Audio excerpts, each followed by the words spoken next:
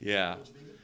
Well, I couldn't be more excited about this opportunity. I know there's going to be a more formal event on Monday to follow, but it was important to get with the media and be able to answer questions here, as soon as possible. But my family and I are thrilled about the opportunity for me to be a head coach, but for us to be at Montana State and move to Bozeman and enjoy this tremendous community. And I couldn't thank President Cruzado, Leon, the search committee, everybody involved with sharing with me their vision and ultimately coming to the conclusion to name me the head coach of this great football program at this fine institution. And this place, it made a big impact on me when we came out here at North Dakota State in 2010. Just a tremendous support that this program has, the fan support, the growing enrollment here, the growth in Bozeman are all things that really excite me. Had a chance to meet with the players yesterday, and there's a real hungry group. A group that's been through a lot in the last 11 months, and they were the priority. I got right back up here to. I was here on Sunday, got right back up here yesterday because, getting with them and forging our path ahead as the 2021 Bobcats was mission one, and we're on track there and look forward to, the days, the weeks, the months ahead. So with that, we'll open up to questions, but like I said, couldn't be more happy to be here. Thanks, Coach. Ashley, go ahead. Hi, Coach. Welcome to Bozeman. Hi. I work on the sports reporter at KBZK. You had talked about, finally you touched down in Bozeman yesterday. You got to meet with your players for the first time, and you mentioned your vision of taking this program to new heights in that video that was on social media, specifically a national championship. So can you just expand on, I know you've only been in Bozeman for not even 48 hours yet, but your plan on going forward of eventually getting to that national championship, which you definitely have experience in getting. Well, I think, to attain something, you got to be able to see it. And that's why I wanted to, spell that out day one. Now, are we going to talk about a national championship every day? I think that would be crazy. But as a starting point, to have that as a clear vision of something that you can't attain something unless you see it, unless it's there in your thoughts. We still got to work on a daily basis at getting better each day. Daily improvement is going to be the foundation of it. But having that is a clear vision is what I want our guys to see, and I know they've recently had some real success, playoff runs to the quarters and the semis, and progress for sure. This is not a situation that this is not a reclamation project by any stretch of the imagination. There's a lot of ability here. There's a hunger, and now it's about putting together the plan. So come 2021, we can put ourselves in the best position to reach those heights. Awesome. Thanks, Coach. Welcome to Bozeman. Thank you. Let's go next to Coulter Nuanez. Go ahead, Coulter. There I am unmuted. Hi, Brent. Nice to meet you. Good to meet you. I'm on sports. We cover the whole Big Sky Conference. Also have a statewide radio show. I look forward to talking with you more. There's been a lot of guys from North Dakota State that have gone on to different jobs, but there hasn't, at least to my knowledge, since this run has been going, somebody that's gone on to be the head coach of another FCS school. What do you think of just the ability to compare and contrast maybe the success you had at NDSU and then implement some of those things, but also just have a fresh start and run your own program that's maybe not from the same coaching career, the same program that you had in Marvin? Well, yeah, I think you're right on that. I know guys have gone on a lot of different places and been fortunate the last two decades to work with a lot of great coaches that have had a big impact on me. Obviously Coach Bowl being the top of that list.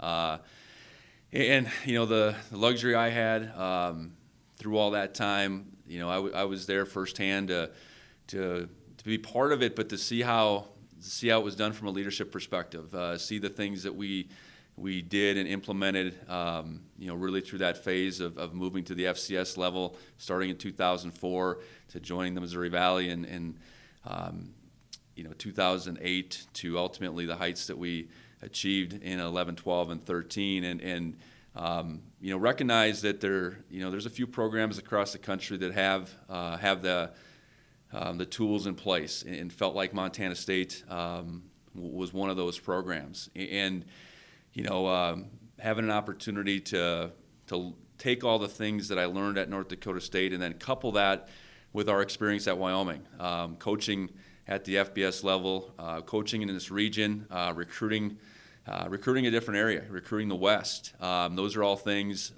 lessons that I've learned, and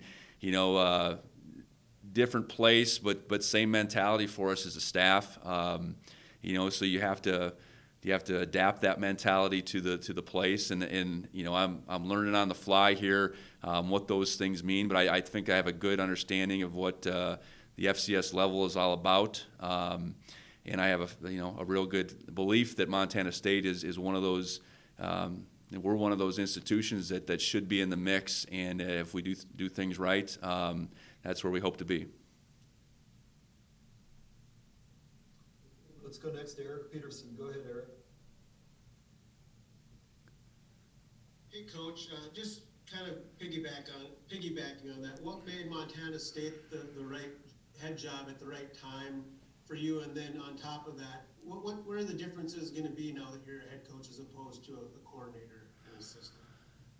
Well, I appreciate that, Eric. Haven't seen you in a while, so it's a good look for you. No, you know what?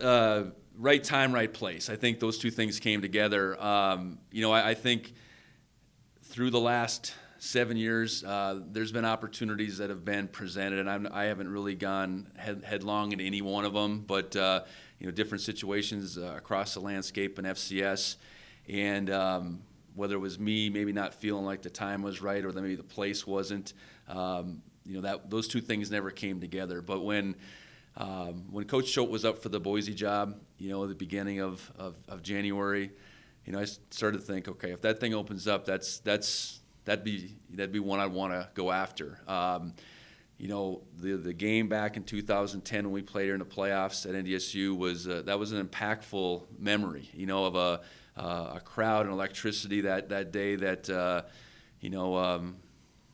lot of places across the country doesn't have that support, and that stayed with me for sure. And through that run, Montana State was right there. We played them in 10, and I think 11 and 12. There was maybe a game or two away in the playoffs. So you knew the quality of program at that time, the ability to get players here was there. And Coach Ash did a great job. Coach Choate did a great job in getting it to a real sustained success level most recently. And getting out into the West, I guess, and living in Laramie and living in Wyoming the last 7 years, our family has really grown to appreciate this part of the country. And while I'd only been in Bozeman twice, it was 2 games, one in 2005 and 2010.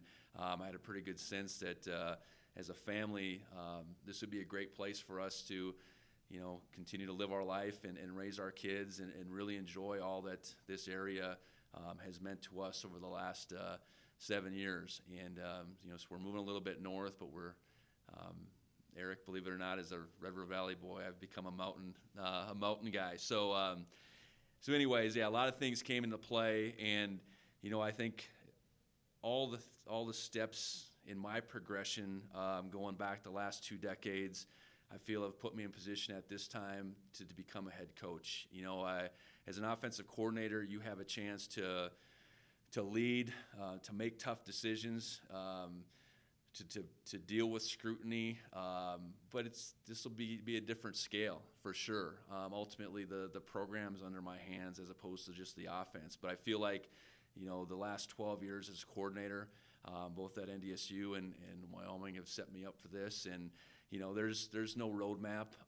There's probably going to be a few quick calls down to Coach Bull at Laramie about a question here and there, but I couldn't have learned under a better mentor. And he's allowed me opportunities to have real responsibility, and that responsibility is growing in our time together. And it's time to certainly forge my own identity, but the impact that he's had on who I will be as a head coach is obviously tremendous.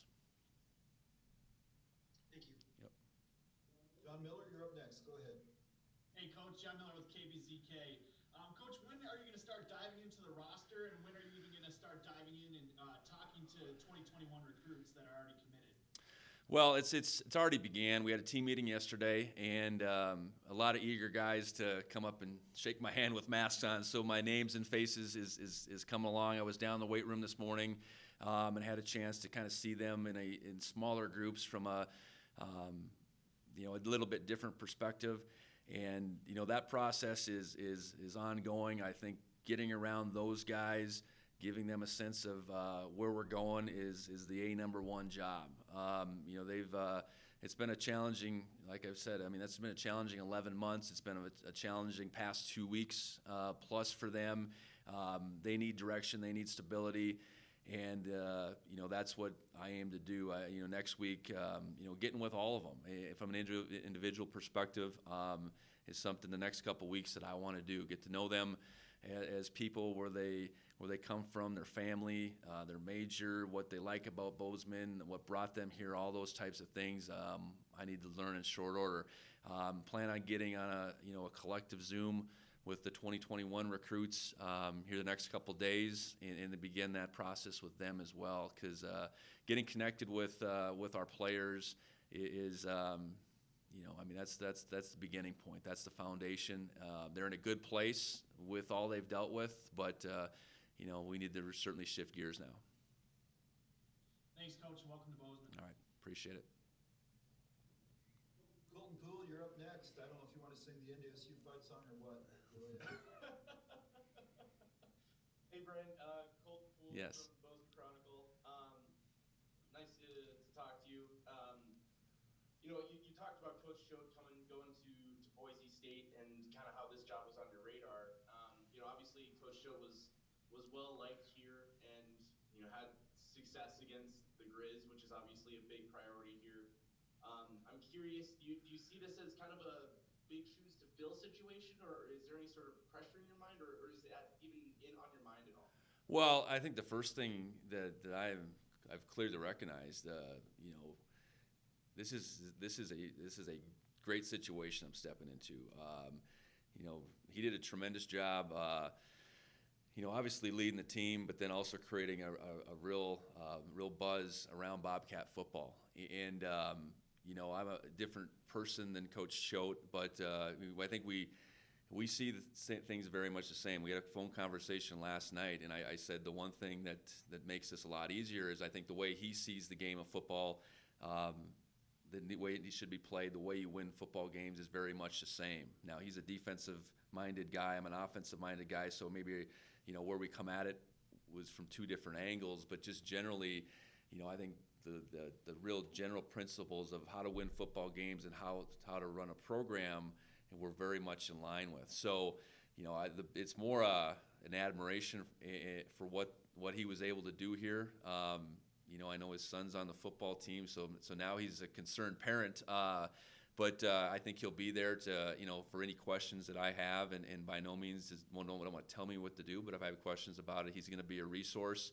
And I think, I'm glad that the expectations are high here at Montana State. Quite frankly, I don't think I would want to be here if they weren't. With expectations comes opportunity, and that's the opportunity we certainly have to work towards filling those expectations, but I wouldn't want that any other way. Let's go next to Sean Rainey. Go ahead, Sean. Hey, Coach. I'm the sports director with SWX. You talked about wanting to kind of forge your identity as the head coach. What do you want that identity to be, and then maybe some coaching philosophies that you kind of hang your hat on? Well, I think your identity is reflected on how your team looks on Saturdays. So a team that's going to be the more physical, the more disciplined, and we're going to talk a lot about will. When games hang in the balance in the fourth quarter, which team has the greater will. And those are all things that are going to be talked about on a daily basis, because those principles have to be applied to the way you go about your work in the off season. Shoot the work in the classroom. your commitment to this team, and that's a year-round deal. So I think that's where my philosophy forged, and I think from an offense and defense perspective, we want to play complementary football. We want to have an offense that complements the defense, and vice versa. So the things that are important there are certainly turnover margin, third down differential, red zone touchdown differential, hidden yardage in the special teams game. I think all leads to, ultimately leads to points, and lack of points given up, yards, the same thing. So whatever drives us on a particular week to put us in the best position to win a football game is what we're going to be about.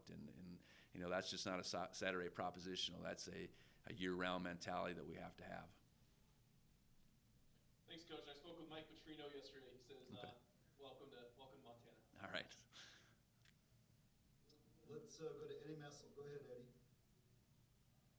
How you doing, Coach? Eddie Messel. I'm a sports reporter for NBC Montana here in Bozeman.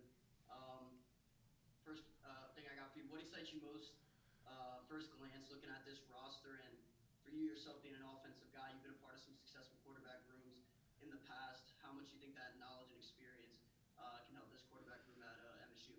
Well, first thing at a glance, watching the guys run around a little bit and lift some weights today, I think it's a group with great length and athleticism. I think you see an offensive line group that's got great size. I think you see some skill guys that certainly look the part. I've been able to watch a little bit of film from 19.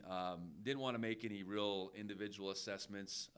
Really wanted to dive into just what Montana State at that time was doing from a schematic perspective on both sides of the ball, and really see how that aligned with my thoughts. And more than anything, saw our group of guys that played real hard. So that work ethic piece beyond maybe how they look, it seems like that's in place, but. Those decisions, those observations, I guess, from a personnel perspective are very much at the infant stages. From a quarterback perspective, I've had an opportunity to work with a lot of, great quarterbacks through the years. And it's,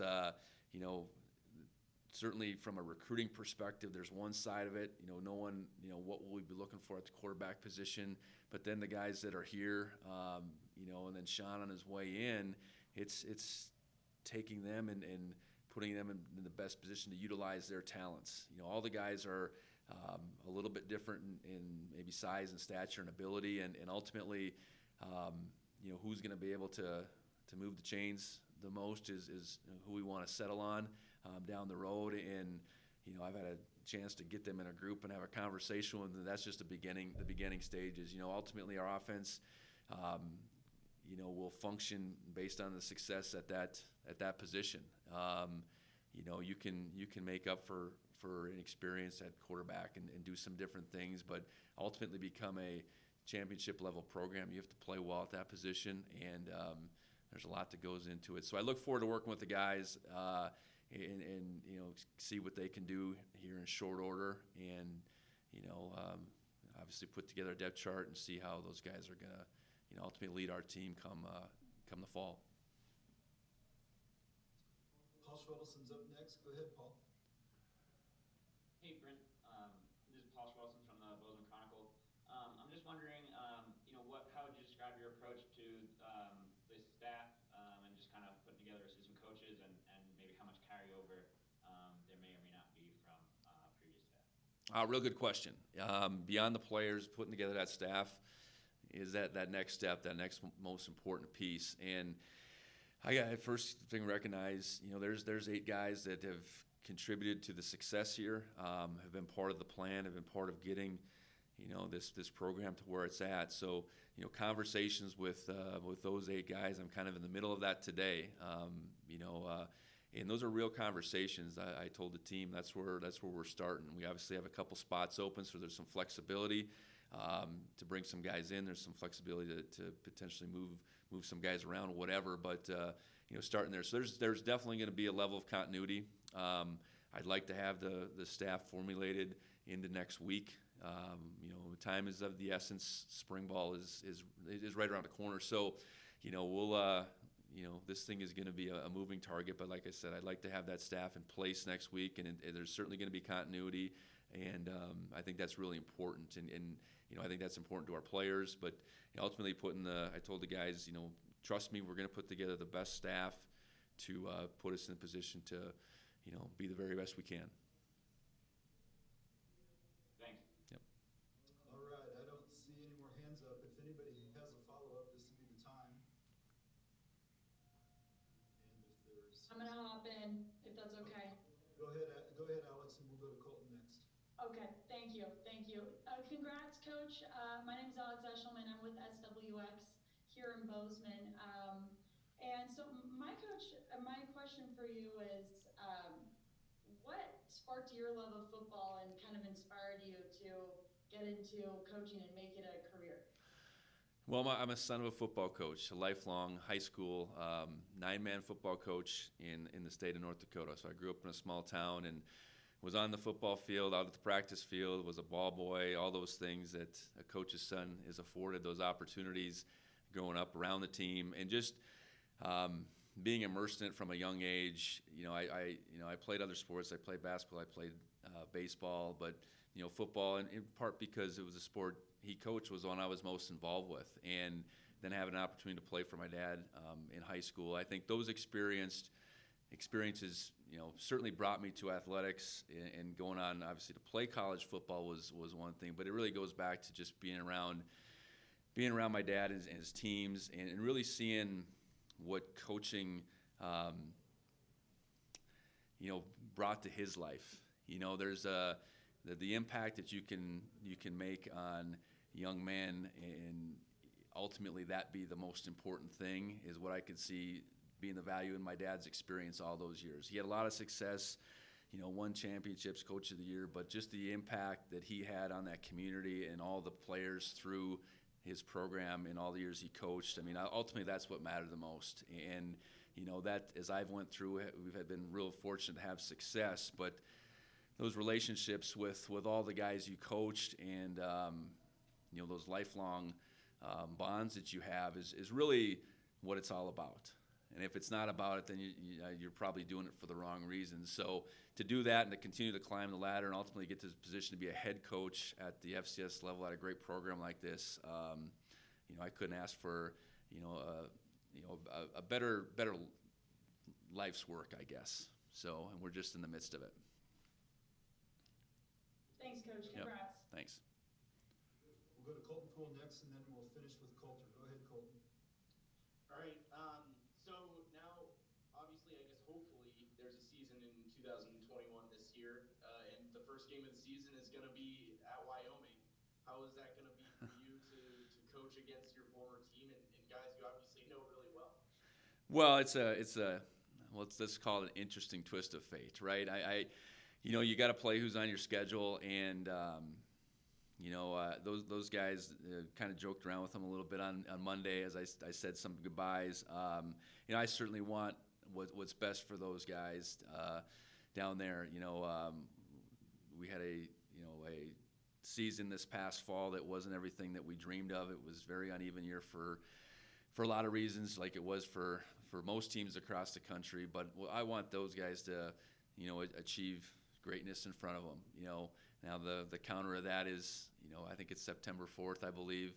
We're going to bring a team down there, and we're going to go down there and compete with the mindset of winning the football game. And I think the knowledge of each other inside and out, that's going to be a dynamic. Coaching against Coach Bowl is certainly going to be a dynamic, but it's going to be about those guys out in the field.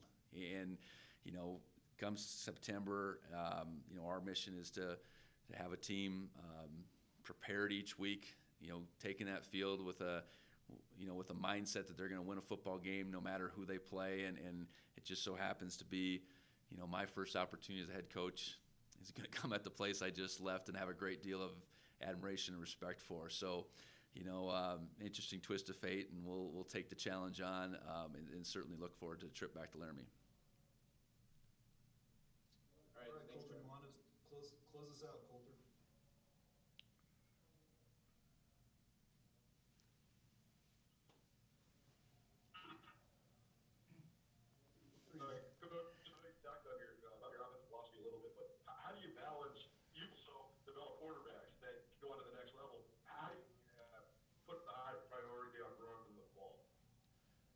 Well, offensively, I've been held to the belief for a long, long time that, the winning football game starts with blocking and tackling, and that relates to running the football and stopping the run more than anything. And the team that can control that aspect of the game more times is the one that's going to come out on top. But if you can play well at quarterback and add that element from a passing perspective and be unpredictable, be balanced, achieve those things, obviously you become that much more hard to defend. And I know this, running the football regardless of the conditions is something you can always count on to some degree. Looking out there today, if we're encountered with weather like this to any degree, you're going to want to be able to run the football a little bit. So I think the nature of two things, of where we are in the country, and what December football maybe looks like, I truly believe that, running the football has to be the foundation, but we have to be able to do it in all different forms. And again, whatever form that takes on a Saturday might be different based on the opponent, might be based on the conditions, and we got to be prepared to again take what the defense gives us and ultimately try to get more points on that board than the other team has. All right, Coach Vigen, we'll say thanks for jumping on with us, and thanks to everybody for joining, and we'll see you hopefully on Monday. Thank you, Coach. Sounds good. Thanks a lot.